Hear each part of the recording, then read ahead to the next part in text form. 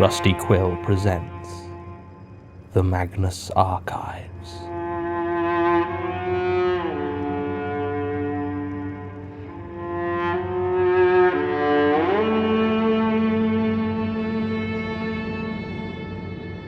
Episode 71, Underground.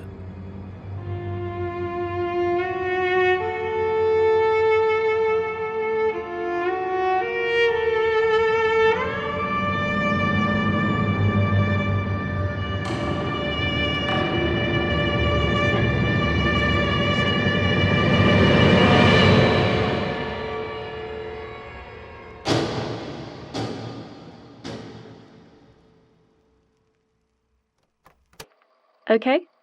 1 second. Statement of Karolina Górka regarding a brief period trapped on the London Underground. Statement taken direct from subject, 25th January, 2017. Thank you. On the night of the 6th of January 2017, I left the Star of Kings and walked down to the tube station at King's Cross St Pancras. For reasons I'm not interested in discussing here, I have for some years now maintained a tradition of celebrating a personal New Year's Eve with a handful of close friends a week or so after the actual event. The last two of these celebrations have taken place at the Star, a pub which I have grown fond of for its choice of beer and the open fireplaces that it keeps lit during the winter. I find it a very comforting place. It was exactly 1 in the morning when I left, as that was when the pub closed on a Friday, and the only guests still remaining were a colleague of mine named Andrew Barnett, my friend Leanne Hillard, and her husband Mark. All of them will confirm my presence and the time of my leaving. I had originally planned to go home shortly after midnight, and my housemate Tamara Simkin had gone back at that time, but I had been in a rather heated discussion with Andrew and had stayed until last orders. On my way to the station, I stopped into Crystal Kebab and bought a box of chips, which I ate there. I ate slowly as the wind had picked up and I was not keen to go back out into the cold. By the time I arrived at the station, I had missed what would have previously been the last tube. It was with some relief that I realised the Victoria line, which would take me up to my home near Seven Sisters, had recently started running an all-night service on Fridays and Saturdays. I was somewhat reluctant to share my ride home with a carriage full of drunks, but that was always the danger of drinking on a Saturday. So I made my way down the escalators and through the tunnels to the northbound Victoria line platform. It was deserted. Not a single person was there beside myself. Looking down to the other end, I did see another figure. Just one. But they were walking away and out into the rest of the station. It was hard to tell from a distance, but I believe he was holding a shovel of some sort. There hadn't been a train for almost 10 minutes, but at the time I didn't think much of it. It was eerie, waiting there, and maybe I should have taken it as a warning sign, but there had been a lot of noise around me all night, and now I was relishing the quiet. I hoped that if the platform was this deserted, maybe the train would be quiet as well. Perhaps I could even get a carriage to myself. The train pulled up as normal. Maybe the brakes squealed a bit more than they should have, but there was nothing that stood out to me as odd. Looking back, maybe the train car was older than it should have been, or dustier, but I wasn't paying that much attention and I didn't get a good look at it afterwards. So when the doors opened, I stepped inside and took a seat. I turned out to be right. There wasn't anyone else in the carriage at all. It was just me. My phone had died 2 hours before, so I couldn't listen to my music, and I just sat there in silence as the doors closed and the train began to move forward. At some point, the silence stopped being comforting, and began to feel as though it were pressing down on me. Even the rumble of the train's movement seemed to be muted, like it was being muffled somehow. I tried to take my mind off it. I scanned the adverts above the row of chairs opposite me, but they were blank. At least, they seemed blank when I first looked at them. Moving a bit closer, I could see that there was something behind the clear plastic. It was dirt. It looked as though each of the adverts had been covered in a layer of dry, tight-packed soil. I turned to the ones behind me, above my own chair, and saw the same thing. I reached up to touch one of them, was greeted with a small shower of grit, but still couldn't see anything behind it. Now that I was looking for it, I could see that it wasn't only these signs that seemed to be covered in dirt. When I had first got in, I had assumed the carriage was just grimy from a full day of commuters, but everywhere I looked, I saw now that it was a thin dusting of dry earth. It was on the chairs, the floor, even the edge of the windows. Where I had been walking, I could see my footprints clearly on the muddy floor. They were the only pair. I decided that I was going to get off at the next station. When I reached Highbury in Islington, I knew there was a night bus that I could take to get home. It would be slower, but it would get me off this train, and that was now making me feel very uncomfortable. So I waited. I had been travelling for about 3 minutes at that point, and I checked my watch impatiently. 5 minutes passed, 8 minutes passed. I was sure we should have arrived at the next station by that point, but the train just kept moving. We hadn't gone through the next station. I was sure I would have seen it through the windows, and it certainly seemed to be going as fast as it normally would. Faster, maybe. I don't really know how to measure something like that. 10 minutes went by, then 15, and there was no sign that the train was stopping, or even approaching another station. It shouldn't have been possible, but it was. I just stood there, trying to keep my balance, not wanting to sit on the seats or hold on to the dusty handrail. The air had become thick, and I could smell the coal damp, like an old basement or a cave. After almost 20 minutes, I walked over and pulled the emergency lever in the hopes that it might have some effect. I had to dig out several handfuls of sticky mud from around the handle before I could even reach it.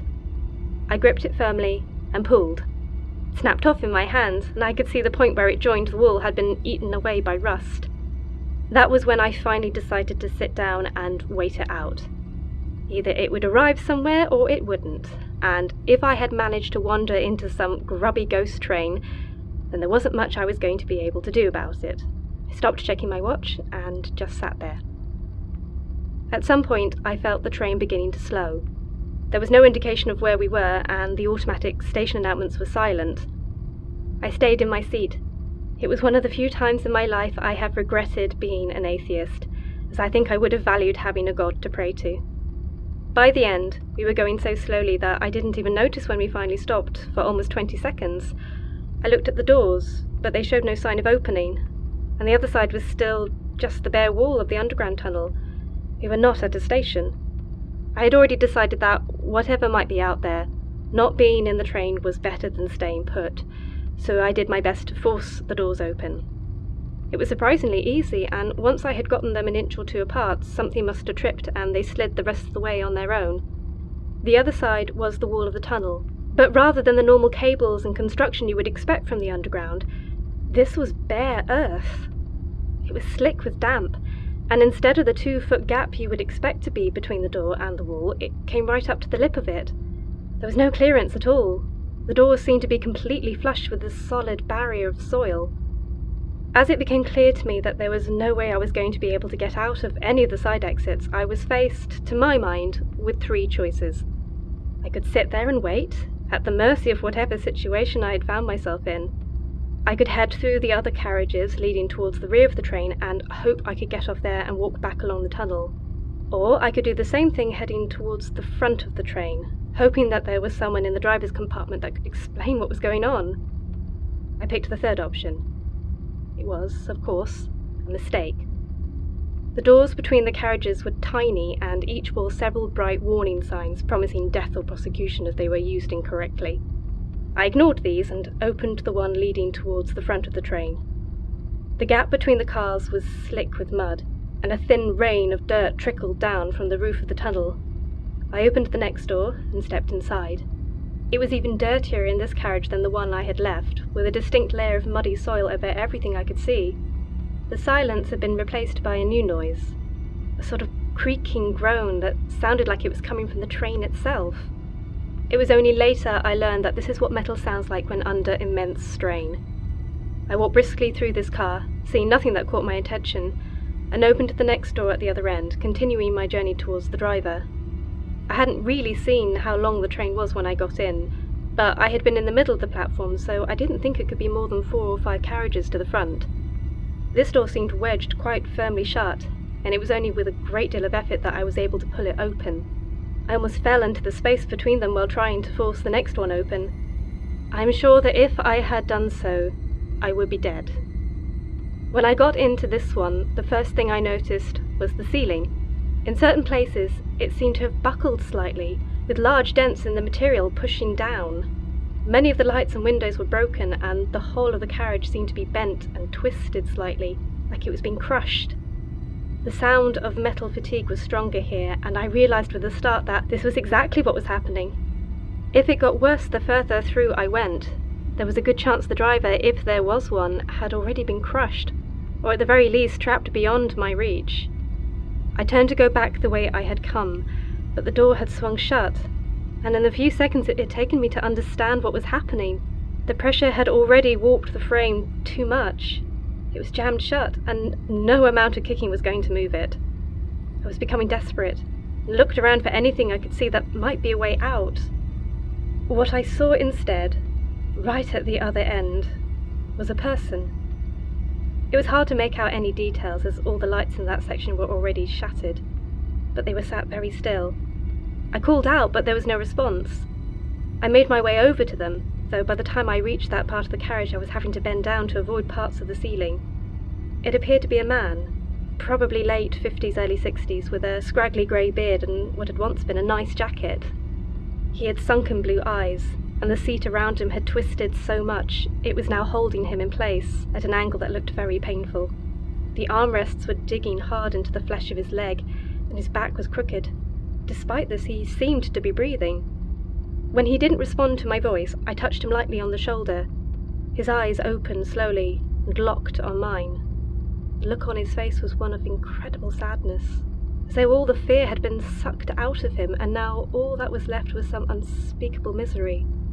I asked him if I could help, whether we could get out of there, but he just shook his head, his neck making horrid cracking noises as he did so. I felt his hand close around my wrist, gripping it with an unexpected strength. I tried to push him away, but his fingernails dug into my skin, drawing blood. A ragged voice hissed out of him, despairing and full of pain. He said to me, "Not enough space to move, never enough to breathe." Then he let me go. By then, the ceiling was almost on top of me, and the walls looked like they were close to giving way. I thought about what options I had, and, after a few seconds, I lay down on the floor and closed my eyes. Being crushed to death would be horrible, yes, but I'd never been afraid of dying, and it didn't appear that there would be any point to further escape attempts. Better to accept my fate and hope it was all some awful dream. I kept my eyes shut and tried to relax as the sound of twisty metal filled my ears and I could feel the floor begin to shift beneath me. It bent up either side and slowly began to press inwards. Far away, under the smothering blanket of earth, I could hear the old man screaming. When I awoke, I was on the platform at Walthamstow Central, with one of the station assistants leaning over me, trying to see if I was all right. I was feeling very groggy, and I didn't want to be answering questions, so I played drunk, ignored his offers to help, and stumbled out into the cold night air. There were a few blissful minutes where I thought it had all just been a dream, but then I noticed that I was covered head to toe in mud and dirt, and my wrist ached where 5 deep red marks made the shape of a clutching hand. That's it. Well, that certainly sounds like an unpleasant experience. I'm not sure I understand, though. Did you fall asleep somehow, or...? I must have done. That's impressive. Do you still take the tube? Of course. I live in London. Right. Is there anything else? I've told you what happened, so I'm done here, correct? I suppose so, yes. We'll look into it, and if we find anything, we'll let you know. Don't bother. I'm done with it. Thank you for your time. Well, that was brusque. Ms. Górka may not be interested in the follow-up, but I am. Since the night tube opened, there have been a handful of disappearances that occurred when the individuals in question were reported as intending to travel on the late-night London Underground service, mostly on the Victoria and Northern lines. All of them were travelling alone. The reason none of this has been followed up as related is that CCTV from the appropriate stations does not show the disappeared ever actually arriving.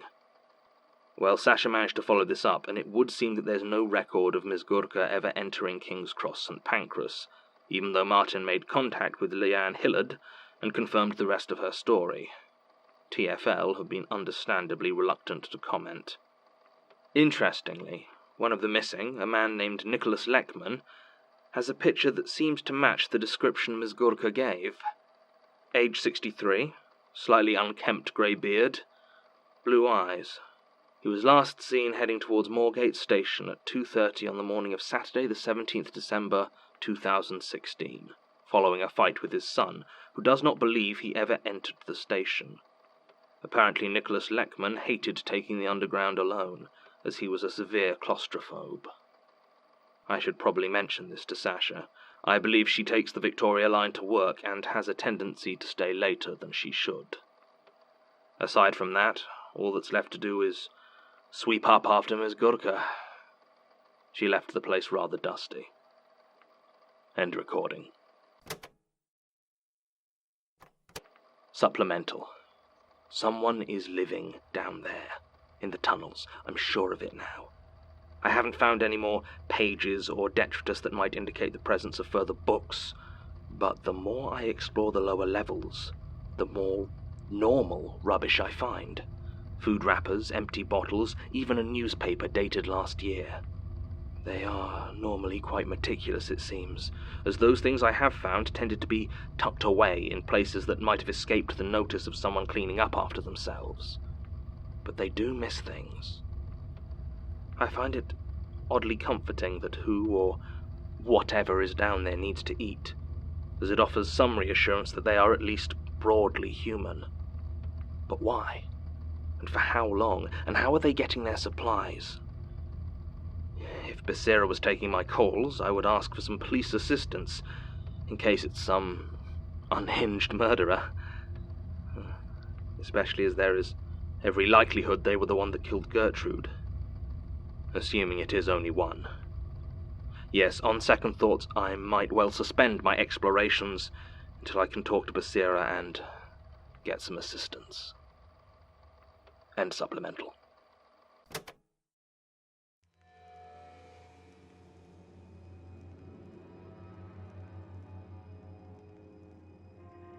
The Magnus Archives is a podcast distributed by rustyquill.com and licensed under a Creative Commons Attribution Non-Commercial Share-alike 4.0 international license.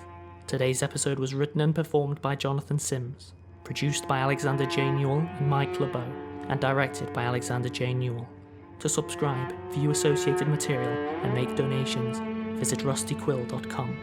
Rate and review us on iTunes, tweet us at The Rusty Quill, visit us on Facebook or email us at mail@rustyquill.com. Join our community on the forums via the website or on Reddit at r/the Magnus Archives. Thanks for listening.